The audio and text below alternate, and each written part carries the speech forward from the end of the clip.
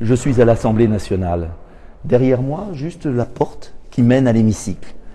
Et je viens de sortir du débat et du vote qui vient de donner les pleins pouvoirs au gouvernement pour plusieurs mois pour court-circuiter, en finir avec la vie parlementaire, notre démocratie, notre République. Ce qui s'est passé cet après-midi dans l'hémicycle est extrêmement grave. Nous sommes intervenus de tous les partis, même des centristes opposés au gouvernement, parce qu'il y a une crise sanitaire grave, il y a une épidémie. Mais est-ce opportun de suspendre la vie parlementaire? Surtout après les échecs, les incohérences, les contradictions du gouvernement. D'ailleurs, s'il y a une telle cacophonie, je l'ai expliqué tout à l'heure, c'est bien parce que le gouvernement n'écoute personne, ne consulte personne. Même au sein du gouvernement, ils ne s'entendent pas entre eux. Et le porte-parole, M. Attal, a annoncé un couvre-feu qu'a démenti M. Castex. C'est le désordre complet au plus haut sommet de l'État. Et ce qui est grave, c'est qu'hier soir, toutes les oppositions s'étaient alliées pour voter un article qui limitait la période des pleins pouvoirs et permettait une clause de revoyure le 15 décembre. Eh bien, cet article a été voté.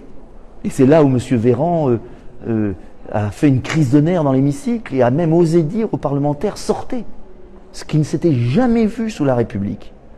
Le ministre de la Santé a perdu ses nerfs, ne supporte pas qu'il y ait une vision différente, qu'il y ait des propositions, ne répond jamais à nos demandes, à nos propositions très concrètes sur les masques FFP2, sur les lits de réanimation, sur les personnes vulnérables, sur la liberté de prescription des médecins. Jamais de réponse. Eh bien, en fin de séance, le gouvernement est revenu sur cette disposition et a fait revoter. C'est-à-dire que maintenant, on est à un point dans cet hémicycle où quand le gouvernement n'est pas d'accord avec les votes, il fait revoter. C'est contraire à toutes les lois républicaines.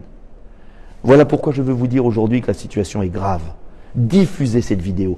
Aidez-nous à dire qu'il y a un plan B, qu'on peut agir autrement pour à la fois vaincre l'épidémie et éviter de tuer le pays. Il faut d'urgence changer de politique. J'ai fait toutes les propositions possibles, précises, pour lutter de manière ciblée contre l'épidémie et éviter les mesures de ce confinement incohérent, inadapté et inefficace.